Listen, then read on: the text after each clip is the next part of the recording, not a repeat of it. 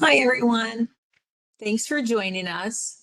This webinar will provide an overview and update on the Division of Developmental Disabilities Personal Assistant Provider Status, progress with EVV requirements, and sending data via the EVV aggregator solution. I'm Shelley Summers. I'm a program manager with the division in the Federal Programs Unit. And today we have Terry Woodward, Missouri Health Net Strategic Initiatives Manager, and her team that she's going to introduce. So, good morning, everyone. This is Terry Woodward, and as Shelley indicated, I work with MoHealthNet, and I've been the lead on the EVV project since 2018. I have with me today Renee Riley. She works here at MoHealthNet as well, and she helps a lot with the numbers and analysis of the information that we're looking at for EVV. I have Lucas Knipp. He's also a MoHealthNet employee who works with our project management. And I also have Carrie Bruns, who is actually an employee of Barry Dunn. So she's a contracted employee, but she also assists with the project management for EVV. So just to kind of, Shelley, you want me to just get her started here? Oh, sure. That'd be great. Okay. So we can move on to the next slide, please. I'm just going to kind of start out by giving you a little piece of the background of EVV and about why we're having this conversation today. So way back in 2016, as President Obama was leaving office, he signed the 21st Century CARES Act. And that was a huge piece of legislation that was really designed to improve the quality of care that our Medicaid recipients nationwide were receiving. So there's lots of stuff in there. There are things about mental health and all kinds of quality control things. But one of the things that they had identified was that there were lots of instances of fraud, waste, and abuse within our personal care services programs. And if you think about it, it makes sense that they would identify that abuse because a lot of the times we have maybe a family caregiver or a shady person who takes advantage of our vulnerable populations, right?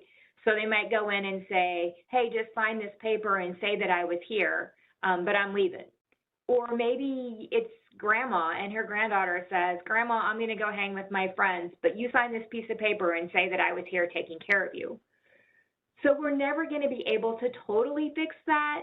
But one of the things that the CARES Act proposed was that we actually start verifying all of those visits electronically through use of an electronic visit verification system. So that just means we're ditching paper timesheets. Everybody that's providing a Medicaid-funded service in someone's home, be that through our Department of Health and Senior Services or through our home health care programs or through our Department of Mental Health, everyone has to use an electronic system to make sure that we know where the caregiver was when they say that they're providing the care. So that's why we're having this conversation, because it is federal legislation, and we now also have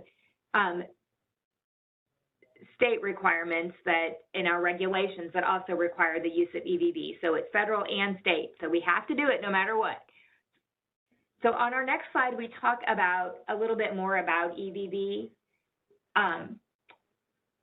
The CARES Act was very, very specific about what sorts of information needs to be collected. So as a state, we didn't want to make the rules any more stringent than they needed to be. So we really just kind of tried to stick with what the federal requirements are about what data elements need to be captured. So they say you have got to capture that type of service. So the way we're doing that in Missouri is through the use of procedure codes and modifiers. So when that information is going to your EVV system and then on to our aggregator system, we need to know the procedure code and modifier of the service that's being performed. We need to know who the client is. So originally, we were just basing our client information on the DCN. It's like, yeah, we have a client with this DCN, so yes. A little bit further down the road, we decided that kind of led to opportunity for error or for mismatching of clients and services. So we added the requirement to also include the date of birth. So it's really important for all of your client files that you have an accurate DCN and that you have an accurate date of birth. Because if those two pieces don't match, whenever it goes to the aggregator, it's going to get kicked out and they're going to say this isn't a real person. We need to know the date of the service. We need to know where the service occurred. So a lot of people use mobile apps for their EVV, and that will send the GPS through the EVV system. That's great. We can tell the location through GPS. Some people have a landline phone that's hanging on their wall. We don't have a lot of people who still do that, but if you do have a landline phone, we can use that as a standalone verification, because we're assuming if you call in from someone's landline that you are in the home with them where you're supposed to be. If you don't want to use GPS, you don't have a landline phone, we also do allow the use of a fixed object. So that would just be something that your EVV company would provide you that you secure like on the client's cabinet or somewhere in their home. It's not meant to be carried around. It's not meant to be put on a keychain. It gets secured in the client's home, and those devices continually put out a code. So when the caregiver is logging in and out, they enter that code, and that's going to verify, yes, they're in this person's home because that's where this code is showing. So that's how we're going to verify location. We need to know who's providing the service. We need to know who our caregivers are. We had, right out of the gate, a little bit of trouble deciding how we were going to identify our caregivers, because a lot of them work for multiple companies and provide multiple types of services. So where we landed with that was to use that Family Care Safety Registry number to identify our caregivers. That's a unique number. Every caregiver in Missouri that's providing these services has to have that number. So when you're sending your caregiver information, it's very important that you have that Family Care Safety Registry number included in the file, because that's how we know for sure who's providing the service. And we can use that information to do some cross-checking to make sure that nobody's saying they're in two places at the same time and things like that. We need to know the time the service begins and ends. That's very cut and dry. The other thing that we need, and we'll talk about that a little bit more later, because this is very specific to our DD services, is that memo field needs to be completed for these visits, and we'll get into that a bit more. So what do we have on our next slide? I think I'm going to hand it back to Shelley for a minute, and she's going to talk about that memo field. Yeah, thanks, Terry. And so, as you mentioned, the DD memo field is a requirement, and we just want to remind everybody of that. And also, we found that during monitoring, we have noticed that there continues to be providers who are not including documentation in that memo field. All DD services must include documentation in the memo field of the activity or support provided at that time. And we've noticed that there's documentation that just says no comment or time in, time out, and that's not sufficient. Documentation has always been a requirement, and the memo field will be a required field in August of this year, and the aggregator. And Terry may talk a little bit about that a little later. Also, I'm actually going to pop in and interrupt you right now, Shelley. I'm sorry, but you know I do that. No, go right ahead. Yeah, no, you're great. So just to reiterate what Shelley said, she said in August it's going to become a required field. So right now, if you're trying to slip these through without a memo, they're sliding through. But in August, that's not going to work anymore. Your visits are not going to be complete without a memo field. So my recommendation would be that you get very familiar with entering that information and make sure all of your caregivers are entering something in the memo field, or else when August gets here, you're going to have a lot of work to do. So I would initiate those conversations now and just make sure everybody's using them. So sorry, Shelley, thank you. No, thank you. Moving on with the memo field requirements. As stated, all DD EVV records require that appropriate documentation. And providers should ensure and monitor their contracted EVV vendor has the system that's able to meet the following conditions for sending data to the aggregator. Their system, so the maximum length of the memo field in the aggregator is 1,024 characters, and that does include spaces. And any memo exceeding this length, which is okay, but it must be truncated or shorted by the EVV vendor before sending that to the aggregator. So the providers really want to make sure the EVV vendor systems can adhere to these requirements. And then also the completed memo must be available upon request by the state. Terry, you got anything extra to add to that by chance? I don't think so. I think you covered it pretty well. Thanks. Okay, thanks.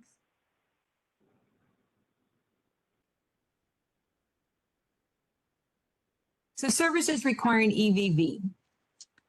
It is only DD personal assistant services that require EVV. There's no other services at this time that require it. All personal assistance services that includes individual, agency-based, and self-directed. There are variations of PA that are included, and that's group and medical. Services with the personal care subcomponents, such as group home, there's ISL or individualized supportive living, community integration, there's respite, day hab. They all have that subcomponent of PA, but they are not included in EVV. And also, we've had some questions about non-waiver personal assistance services, and we just want to make sure everyone knows that EVV requirements are only for the Medicaid funded services, and Terry did mention that earlier, but that's just something to keep in mind also.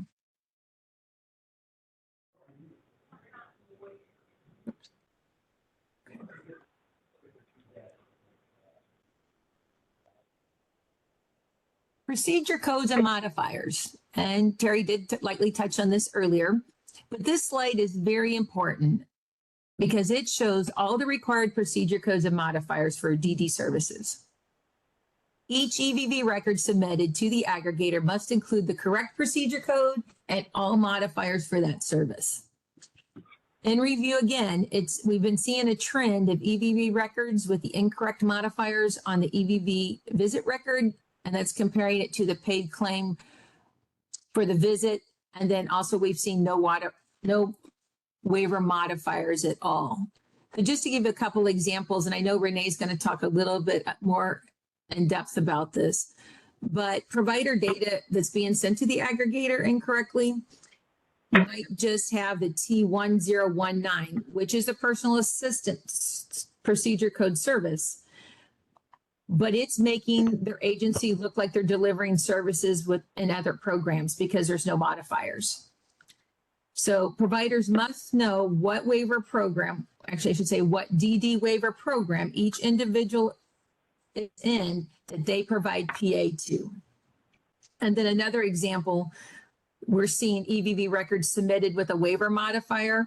Let's just say, for example, comprehensive is HI. We're seeing that submitted with a comprehensive waiver modifier. And however, the individuals in the community support waiver, and that's showing up on the billing claim. So that's not correct. And then of course, I got one more example, and that's HQ, which is the modifier for group. It's being submitted on EVV records also, but the provider's billing individual PA. So those are just some of the examples that we have that we're seeing that's not, that things aren't getting submitted correctly and billed correctly. Renee, did you want to add on? Did you have something else to talk about? Of course, definitely. The process right now is that you have your aggregator, the EVV system that you have with your vendor is separate from our billing at this process. In the future, that all is going to be inclusive. So it's very important that you know which modifiers that go with each one of your T1019 procedure codes.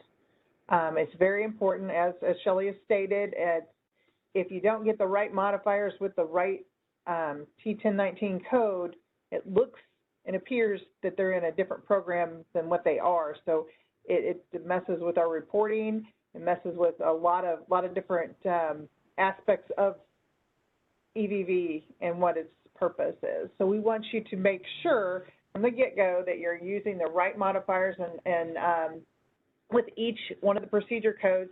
And I think your vendor is very important there, that they know which person that you have, which modifier, which waiver, which agency that each one of your persons with. So when they submit this to the aggregator, we know that you're in the right, that this person has these programs in their,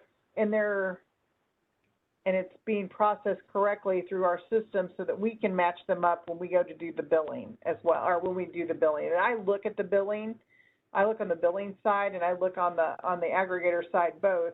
And if they're not matching, we know that there's a ripple effect there, and I'm afraid later it'll be detrimental to you because you won't get paid for the service. So that's why we want you to make sure that you get these right now up front, and everything will go smoothly when that does happen in the future. Is there anything else, Shelley, that you needed from that? No, I think that's great. And I know that's been a little bit of an issue with the Seymour system also, Renee, but Yes. I'm hoping that, and that's that's actually a possible two separate submissions too, with Seymour being one and the visit verification to the aggregator is a separate submission also. So I know there's been some issues with that. So hopefully that helped, what you explained helps clear that up a little bit for some folks. Okay, I think we've got Lucas now. Yeah, thank you. My name's Lucas Knipp. I'm a project manager under the MHD Project Management Office working on this EVV project. Here I wanted to talk about providers, and they have some responsibility for being able to interface your visit data with the EVV aggregator solution. The first step that you'll need to do is you'll need to go out and register your EVV vendor. This can be done following an EVV vendor registration link that you'd be able to find on MHD's electronic visit verification webpage, and we can get that link to you if you don't have that. And then the second step is at least one person from your agency will need to complete the online aggregator training before receiving your production login credentials. And when you do that, remember to print and save a copy of your training completion certificate for your records. And then the third step is you will be able to go live in the system once your vendor has successfully passed integration testing. And then it will remind you often is communication between the providers and vendors is critical in this integration success. So just remember to continue to monitor your visits in the aggregator solution to ensure that all your visit data is being sent by your vendors to the system whenever you do go live.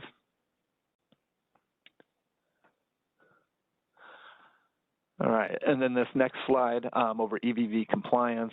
So the deadline for all the PA providers to have implemented an EVV system was January 1st, 2021. There's a significant number of providers who are not in compliance right now, so to ensure the steps, so do ensure that those steps from that previous slide have been completed for your registration, training, and go live. And then again, ensure that your vendor is sending this visit data to the aggregator system on a daily basis. And you can do that by logging in once you receive your credentials and stuff and just verifying that that's what they're doing on a regular basis. You'll be able to also find the compliance criteria under the regulation listed on this slide. And if you need that information, again, we can send you a link to that information. And then this next slide, it's so outreach will be made to any providers where the state becomes aware that they're not actively submitting accurate and complete visit to the aggregator solution.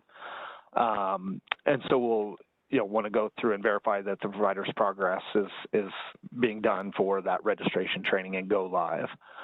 And then again, as you've heard, now for 3 slides, frequent communication with your vendor, it will help ensure that your visit data is being sent to the aggregator solution. So, just continue to have that frequent communication and monitoring of that visit data. And then failing to successfully integrate the EVV aggregator solution may cause the Missouri Medicaid Audit and Compliance Unit to impose one or more administrative sanctions listed under that regulation. And this could be up to and including termination from the Missouri Medicaid program.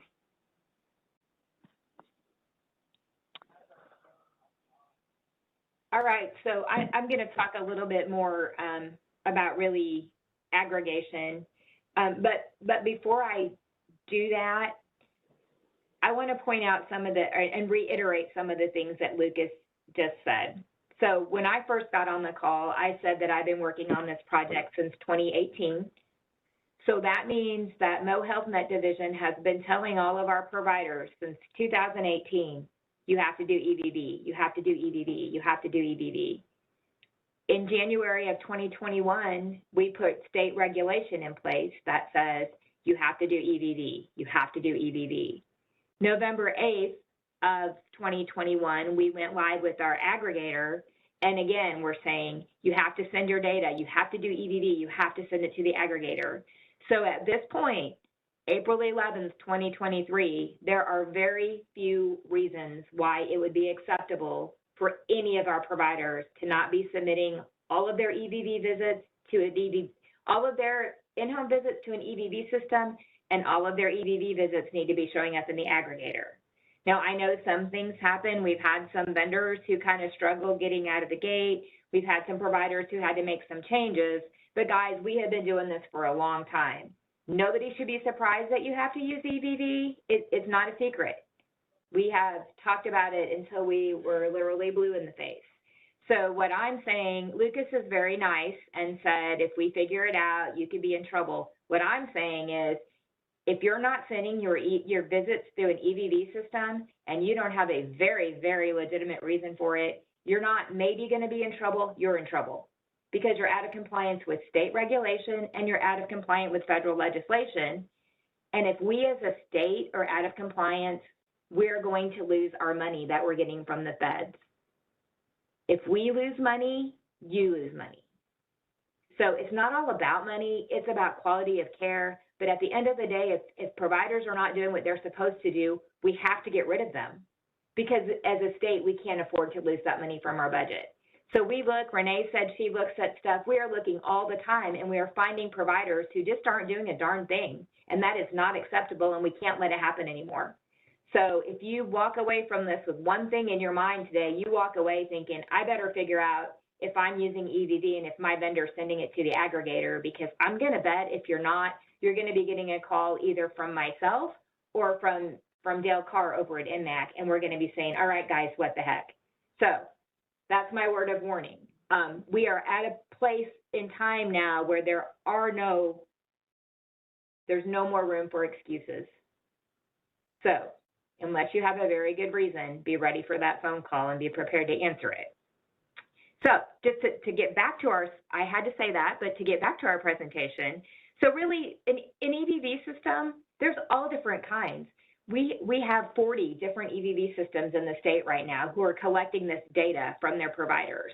So that excuse that there's nobody that can do this for me, that's out the window now, because we know we have 40 companies who are doing it every day.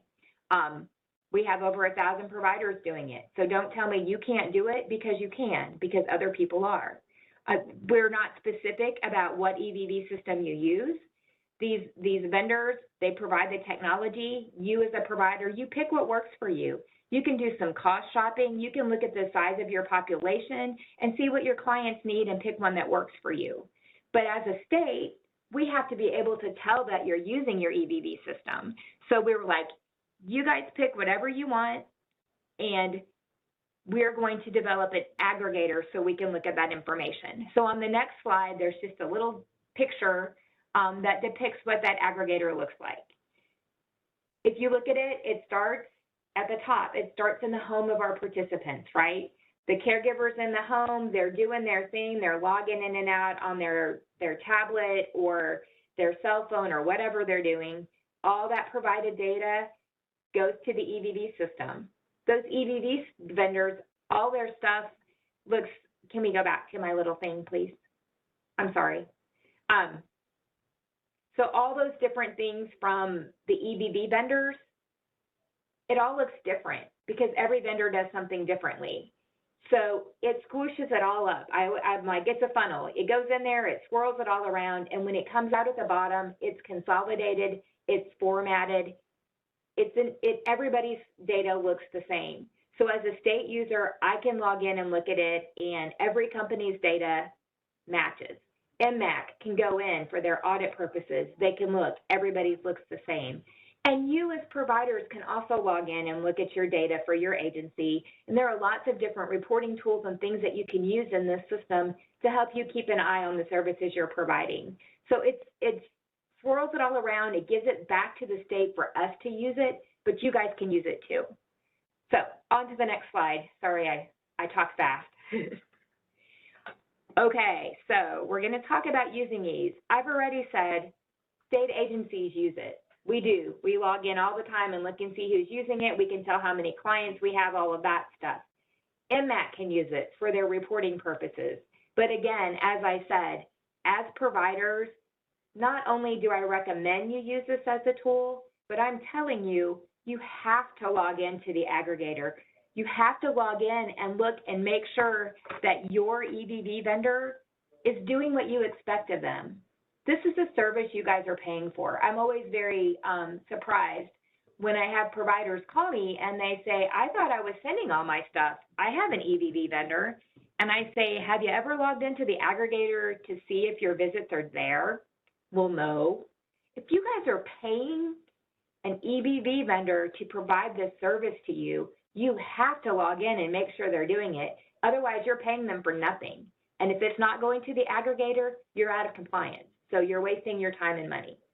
So we're going to have here in a moment, Carrie is going to show you how you can log in and look at your data. But what I'm saying is Lucas gave you that process. He said you have to register. You have to take the training. Then we're going to go live. The final step in that process is for providers to log in, and we ask that they do it at least once a week. I would do it every day if I was a provider. It only takes a second to log in. But to log in and make sure, yes, all my clients are listed here. Yes, their visits are coming through. Yes, their visits are complete. All the information is there. My EVV vendor is doing what they need to do for me. My caregivers are doing what they need to do for their clients. Because this is pretty close. If you submit this every day through your EVV system, and then your EVV system submits it every day to the aggregator, this is some pretty close to real-time information, right? You can look and see, this caregiver is never going. They're never clocking in. It's such a great tool to use. So I highly recommend that you use it very often, but I will tell you, if you're not logging in at least once a week to make sure that your vendor is sending your data, you probably will regret that, because we've had a lot of providers who their data was going and then something breaks or gets twisted up and it just stops. And they have no idea because they're not going in to check on it. So with all of that being said, I'm going to hand it over to Carrie. And I introduced her earlier. Carrie is with Barry Dunn, and she's going to kind of talk a little bit about the actual system and what it looks like. Thank you, Terry. Thank you, everyone, for allowing me this opportunity to do a little demonstration of ease. It's very, very exciting if you haven't logged in yet. So let's see. Can you guys see the aggregator login screen? Yeah, can you make it any bigger, do you think? Oh, dear. Let me see. I'm sorry, you know, I have old eyes. That's good. Thank you, Carrie. Okay, perfect. You're welcome. And all you can see is the aggregator screen, right? Yes. Yes. Okay, perfect.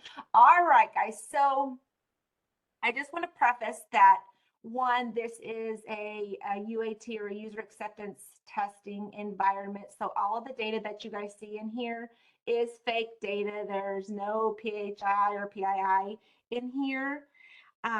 And another important thing that I want to remind you all about is that ease is read only. Data is submitted by your EVV vendor via an interface file.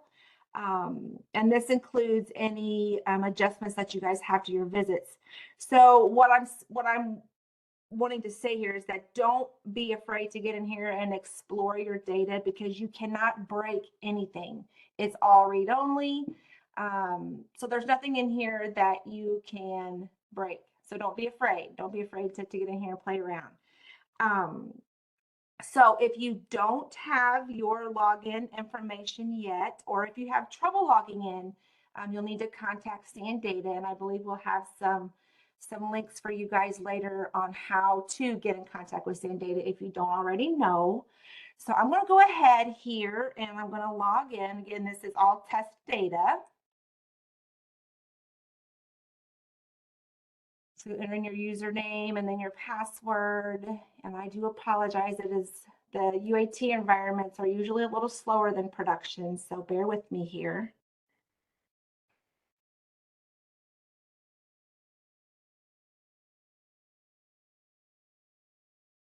Okay, so once you've logged in, by default, this visit review screen will always display. This is essentially, basically your search criteria. You can see here, now if I had more than one provider number, so let's say that I provided services with another Medicaid number that required EVV, I would have a drop down here where I could select which account I wanted to view. But since for testing purposes, I only have one provider ID, so I don't have that availability here. So when you go here, you have all sorts of different search options, okay? You can search by your client's Medicaid ID. You can search by employee. If you have an employee that you want to see all of the visits that they have performed within a specific date range, you can search by employee ID. Their FCSR, you would search here in this employee field, or you can search by their first name, last name, basically whatever information that you have. Date range, when we talk about date ranges, it is always going to be that visit date or the date of service. You can sort by visit status. I think we probably always sort by or search by all of our visits, but you can search by just those that are in an incomplete status. Incomplete means that your visit failed one of the required elements for it to be in a verified status. You can search by verified. If you just want to see all of your successful visits, you can do that. So Carrie, can I interrupt you for just a second? You can. Thanks. So I just want to make sure we point out that visit status, once that memo field becomes required, they will show as incomplete visits. Is that correct? That is correct. Yes. So if you're looking for people who are consistently not entering that memo field information, because I think that's going to be the biggest thing that's going to make these incomplete for you guys. Once we implement that, you could use that incomplete filter and you could see all of your visits that are missing that memo field information. So thank you for letting me jump in. I just wanted to point that out. Nope, you bet. Okay, and one thing that I wanted to point out too, since I've already been in this environment, I already have my filters set the way I like them. But by default, when you first log in, if you don't save your settings, it's going to default to all exceptions. And what that means is that if you're searching for visits, and it's going to look for all of those that are basically in an incomplete status. So just if you're searching and you're not finding any results and you know that you have visits out here, make sure you check your filter visits by option and make sure that you have it set to all visits. Then that way it'll return all the visits that match that criteria. I just wanted to point that out because I know that has that's got me a couple times. So I just wanted to remind you all of that. Okay, so I'm going to search by visits with a visit date ranging between March 14th and today's date. I'm going to go ahead and I'm going to do a search. And you can see here, okay, this is really big and you guys aren't going to be able to see. I'm going to have to zoom out a little bit, Terry, I'm sorry. So they can see. So this essentially, can you guys still see this okay, Terry and team? Or is it just, you can see it okay? Okay. Yeah. Right. So when you search and you return results, it's going to display down here in this table. You have the ability to customize this view to what is most important to you. Again, I've been out here, so I've kind of set the stage for what I like to see. But you can change these columns to whatever means the most to you and your agency. So I like to see the client's Medicaid ID. I like to see their name. I like to see the employee who completed the visit. I like to see my service, the visit received. I believe Terry may have talked about this a little bit, or maybe we're going to. This is the date that your EVV vendor submitted your data to the aggregator. And then this is your visit date. So if you're out here and you want to make sure that your vendor is submitting your visits in a timely fashion, at least at a minimum of once a day, and they're not, that's a red flag for you guys to reach out to your vendor and say, hey, I see that you aren't submitting my visits every day. You know, what's going on? So that's something that you want to kind of keep an eye out for, and you can easily see that information by adding this visit received column. So then we have your call in times, your call out times, how long you were there, any adjustments that were made to the visit, to your time in and time out would be here. This visit status is very important. You're going to want to, essentially you want them all to be in a verified status, right? So that means that it is totally complete and all of your required elements are there, including the memo field. I got to scroll down here because it's so big. Sorry guys for my scroll. Okay, I'm going to scroll back up. Sorry. Okay, so then we have units. That is the total number of units based on your call in and call out time. This little eyeball here, this will take you into the details of the visit. So you can get into your visit details by clicking really anywhere within the visit record. But I'm going to go ahead and click on this little eyeball. And then it's going to display the visit details. This header row will stay with you throughout the whole visit, regardless of what tab you're on. It has your client's name, their Medicaid ID, your employee, and then the employee's ID, which is the FCSR. Okay, so by default, the first tab that displays is your Visit General tab. This essentially has all of the high-level details of your visit. We have the client tab. This is information specific to your client.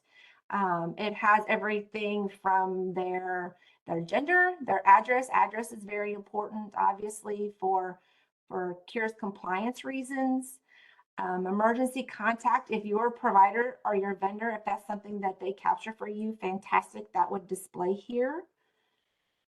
Employee, again, this is all information specific to your employee that provided the service to the client.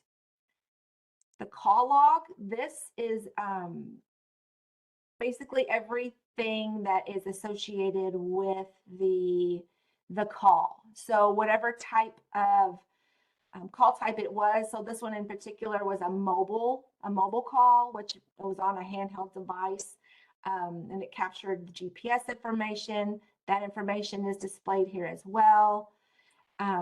User, this would, if it were in a production environment, would capture who was logged in the device and who logged the visit. And then you have your call in and your call out. Every visit should have a call in time and a call out time. Tasks are not applicable to DDD services, so I'm just going to skip over that, but they are applicable to some PCS providers and their services. Exceptions. So this particular visit, even though for DDD you guys wouldn't have tasks, but this is a perfect example of, say you had a missing memo. You would have an exception listed here that would say missing memo or whatever it is that we decide to call it. Or if you had a visit out here without a call in or a call out time, it would say missing call in or missing call out. So if you get out here and you notice that your status is incomplete, what you're going to want to do, if it's not obvious here, you're going to want to click into your call general and go down to your exceptions tab. And that's going to tell you what's wrong with your visit, why it's not in a verified status. Okay. And so GPS, this will show where your client is. If there was no GPS exception or if there is a GPS exception. This particular scenario does show us a GPS exception, which means that it was within, the call-in was not within that quarter-mile range of the client. This will not cause your visit to be in an incomplete status, but just an FYI, it does show up on a report for the state and MAC to monitor why maybe you have a lot of calls that are with not within that reporting range.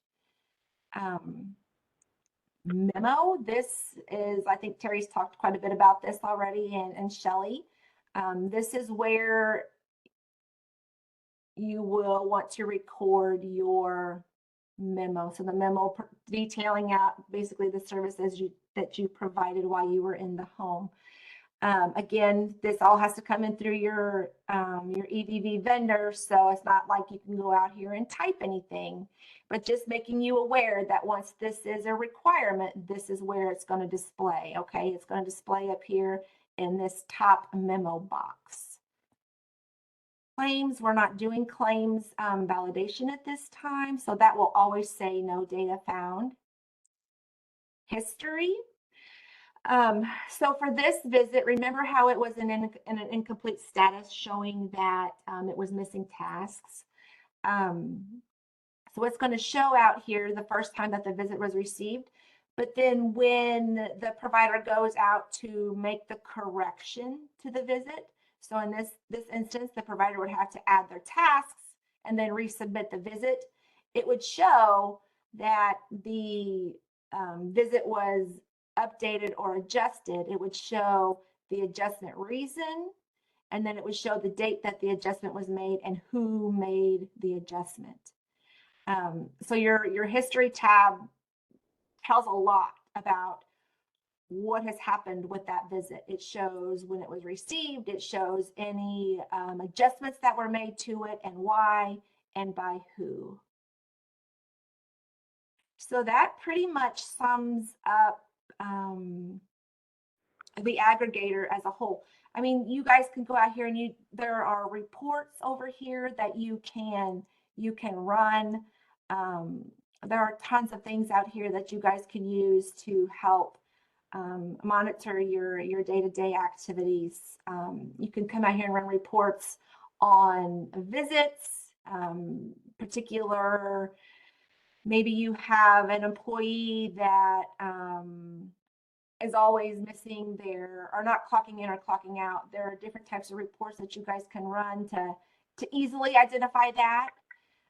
There's just all kinds of good stuff out here, and it could be overwhelming at first, but the more that you guys are out here and playing around with it, the more familiar you'll be with it and the more easier it gets to use. Again, there is nothing out here that you guys can break, so don't be afraid to get out here and play around.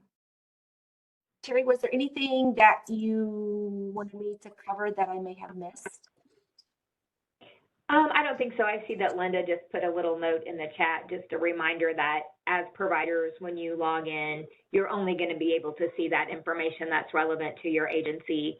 So there's not like any kind of a security issue. Other providers can't log in and look at your clients or anything. It's very specific to the providers. Yes, thank you. But no, well, and you did a great job, Carrie. And I hope after seeing that everyone does agree that there's a lot of information in here that is valuable from an oversight of your agency perspective. So again, I really, really encourage all of our providers to use this as a tool. It's kind of intimidating at first. There's a lot of information, but as Carrie said, you can't break it. So go in, play around, see what you can do with it. But there's a lot of information here that you might not be able to get as easily from existing systems, or certainly not from going through papers. So thank you, Carrie, for doing the demo. You bet. And I just wanted to point out really quickly, I know that everybody is required to take training, but if you get out here and you're wanting to run a report and you're not really sure what the report is going to show you, this online manual link, when you click on it, it will download into a PDF so you can search the manual. If you get stuck, don't give up. Just keep going until you find out what it is that you need to know. Okay. Okay, I'm going to stop sharing. I'm going to stop rambling now. Okay, I'm going to turn it back over to you guys. Thank you all for the opportunity. Thanks, Carrie.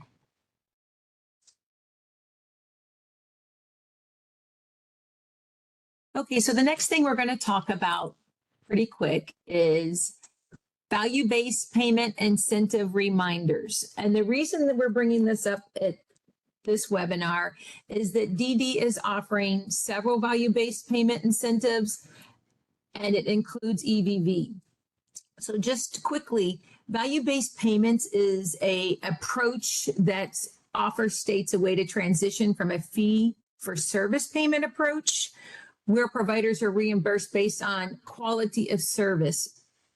So it's basically going to reimburse providers based on the value and quality of service they provide. With EVV, here's just a snapshot of what the incentive is. Basically for who, it's any service provider of agency PA that successfully connect and transfer verified records to the state EVV aggregator. Self-directed is not eligible, but pretty much exactly what we've talked about today. You could, if you connect successfully and transfer verified records, it's a possibility you can get a payment. So what the payment is, it is an equivalent to 1% of claims payments made to the agency for a 6-month period, when 80% or greater of EVV records match paid claims. And this payment is a data reporting payment for the value-based purchasing benchmarks in the future years. And then why are we doing this? Electronic timekeeping adds efficiency. We've talked about that today.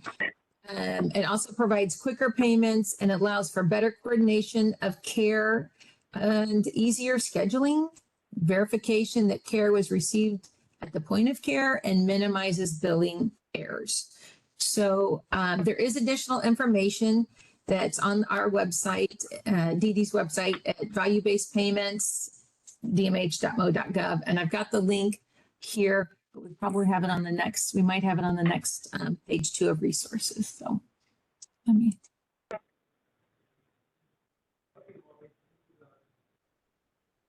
And basically, this is just a page of resources, and I know Lucas mentioned some, and I hope that we've got them listed here.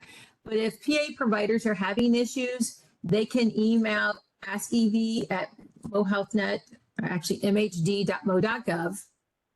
And also, if providers are having issues with CMOR or DD related issues, they can email the DD mail at dmh.mo.gov. And of course, as you can look there, I'm not going to go through them all, but then we've got a link for if EVV vendors are having issues or aggregator issues. There's a SAN data help desk. And there's a lot of resources out there to reach out to if your agency is having issues, or if you're a TCM entity or you're an individual receiving the service. There's ways you can connect with us, and hopefully we could provide that technical assistance or provide that support that you might need. So that's pretty much all we have today.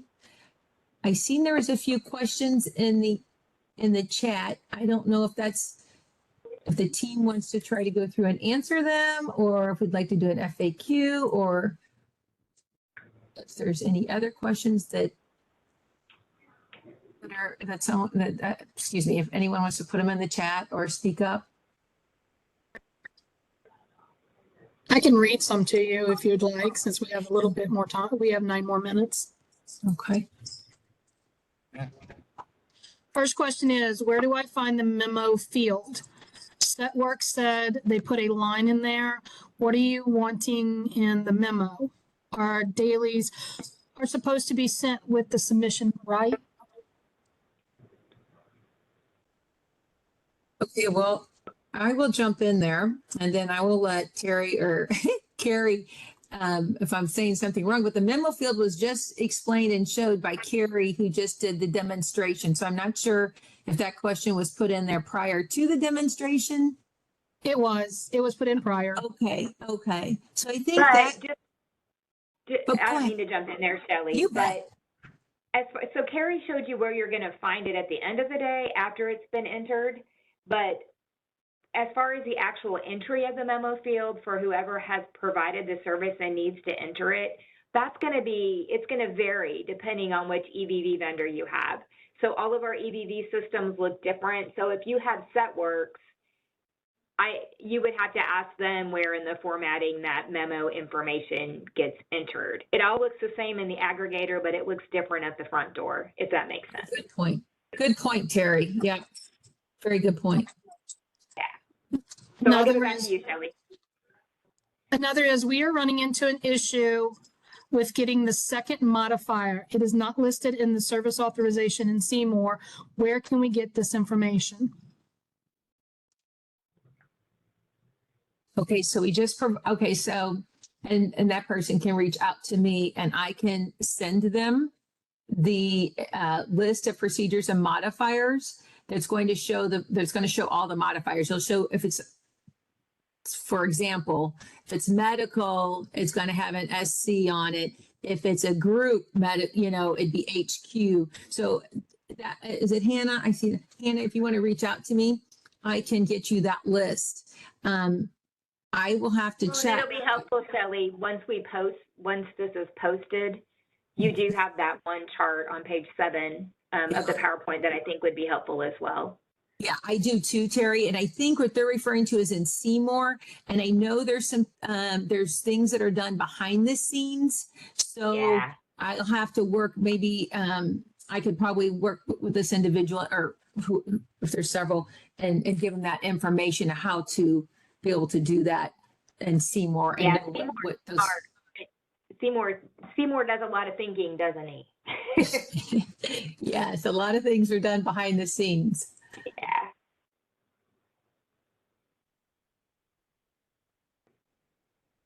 I have a caregiver who uses telephony, which is a landline, to clock in and out. She currently submits written progress notes / memos because there is no way to submit a memo electronically unless you are an app. So in August, are you saying telephony will no longer be allowed as a form of EVV for PA services for DD?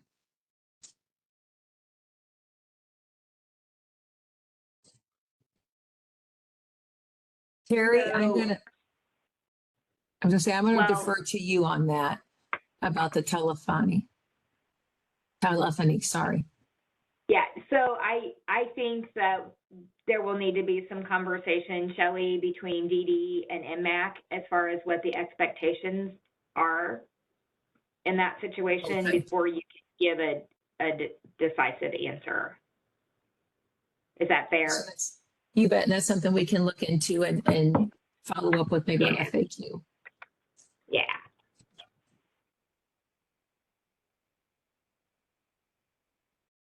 Where in Seymour can we get this for each individual on the modifiers that need to be attached for send out? I think maybe you might have answered that. Yeah, we will, that's a little bit done behind the scenes in Seymour, but we can, maybe on the FAQ, we can send out something in regards to those questions. That seems to be definitely an issue with finding those modifiers. Is the EVV vendor for self-directed PA the Acumen system? That is DCI. Acumen uses contracts with EVV vendor DCI. In August, what if the Send Data app is down and the staff provides paper documentation for their visit? Or what about rural families that don't have access to reliable internet connections? I think you might have mentioned that one as well. So per state regulation, EVV systems have to have the ability in those circumstances. I mean, if the system's down, the system's down, right? We're going to have to make exceptions for that. But generally speaking, if there's not good internet, our EVV vendors are required to have the capability to go ahead and capture that information and then load it when you get to an area where you do have access to the internet. Okay, as a VS. If it's down, that information is still going to have to be entered into the EVV system. But as Carrie demonstrated, you can kind of see where they can tell if somebody goes in and touches it. So it's going to be flagged, and we're going to be able to tell it didn't get entered real time. And then whoever enters that information will have to indicate the system was down, and that's why we're doing it like this. A VSC on the provider rep team, is there a way to tell if providers are EVV compliant?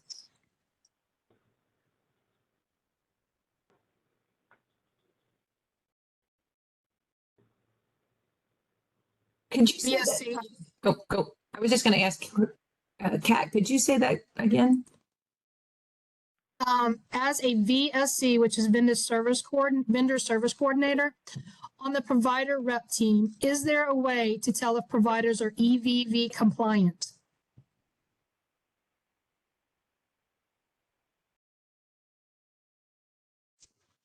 I don't understand enough about what that person's role is to answer that question, honestly.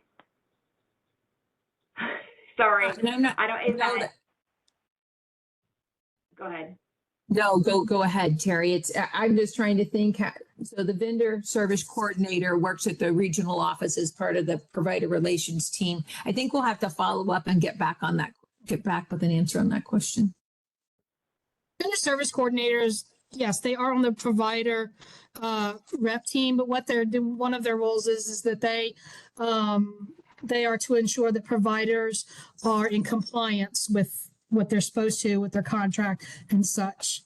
Okay, so and they're state employees, is that correct? Yes, yes.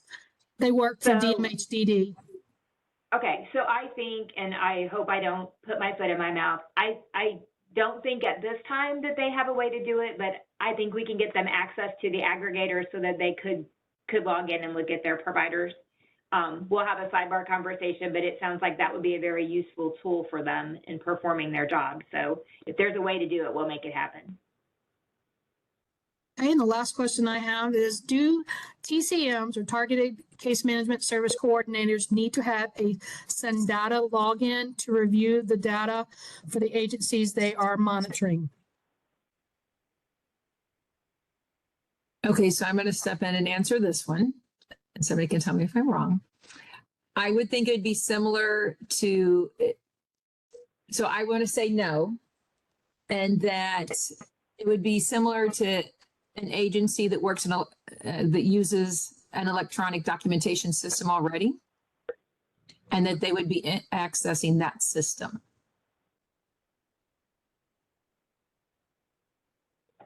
So that could be the EVV vendor. Okay, that's the last question. Great. And it is exactly 11 o'clock. It's perfect timing. Look at that. Yeah. Well, I just want to thank Terry and her team as well as everybody who participated in the webinar today. And I hope this information has been helpful. And I want to thank Kat also for being the host. Terry, do you have anything else, or your team? No, nope. We're always glad to take an opportunity to help people understand. And as always, if you have questions, just reach out and we'll see if we can work through them. Shelley, I think we have some conversations we need to have as a follow-up to this, and then we can get back with everyone. Yes, I agree, Terry. Thank you. Great. Well, have a great day, everybody. Thank you. Bye-bye.